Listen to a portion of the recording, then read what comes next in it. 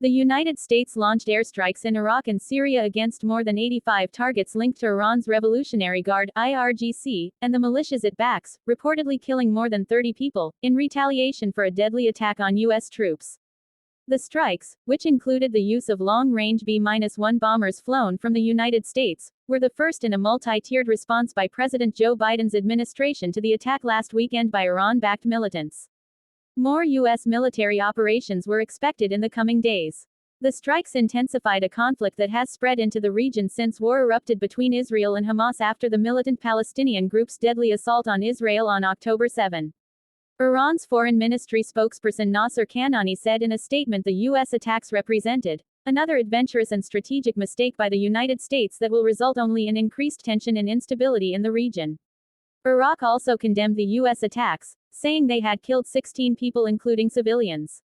In Syria, the strikes killed 23 people who had been guarding the targeted locations, said Rami Abdulrahman, director of the Syrian Observatory for Human Rights, an organization that reports on war in Syria. U.S. Lieutenant General Douglas Sims, the director of the Joint Staff, said the attacks appeared to be successful, triggering large secondary explosions as the bombs hit militant weaponry. He said the strikes were undertaken knowing that there would likely be casualties among those in the facilities. Despite the strikes, the Pentagon has said it does not want war with Iran and does not believe Tehran wants war either, even as Republican pressure has increased on the Biden to deal a blow directly. Iran, a backer of Hamas, has sought to stay out of the regional conflict itself even as it supports groups that have entered the fray from Lebanon, Yemen, Iraq and Syria, the so-called axis of resistance that is hostile to Israeli and U.S. interests. U.S. Defense Secretary Lloyd Austin said after the strikes that Biden had directed additional action against the IRGC and those linked to it. "This is the start of our response," Austin said. "We do not seek conflict in the Middle East or anywhere else, but the President and I will not tolerate attacks on American forces," Austin said. An Iraqi government statement said the areas bombed by U.S. aircraft included places where Iraqi security forces are stationed near civilian locations. It said 23 people had been wounded in addition to the 16 killed. The White House said the United States had informed Iraq ahead of strikes. Baghdad later accused the United States of deception, saying a U.S. claim of coordination with the Iraqi authorities was unfounded. The Syrian Foreign Ministry said the United States was fueling conflict in the region in a very dangerous way. On Friday, Iran's President Ibrahim Raisi said his country will not start a war, but it will respond strongly to anyone who bullies it. Hamas condemned the U.S. strikes and said Washington was pouring oil on the fire. Britain called the United States its steadfast ally and said it supports Washington's right to respond to attacks.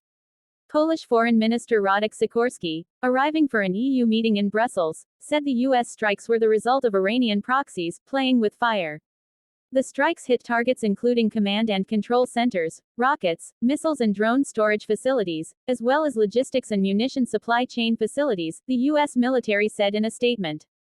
In Iraq, local residents said several strikes hit the Sikik neighborhood in Al-Qaim, a residential area that locals said was also used by armed groups to store large amounts of weapons. Militants had left the area and gone into hiding in the days since the Jordan attack, local sources said. U.S. troops have been attacked over 160 times in Iraq, Syria and Jordan since October 7, usually with a mix of rockets and one-way attack drones, prompting the United States to mount several retaliatory attacks even before the latest strikes. The United States has assessed that the drone that killed the 3 soldiers and wounded more than 40 other people in Jordan was made by Iran, U.S. officials have told Reuters.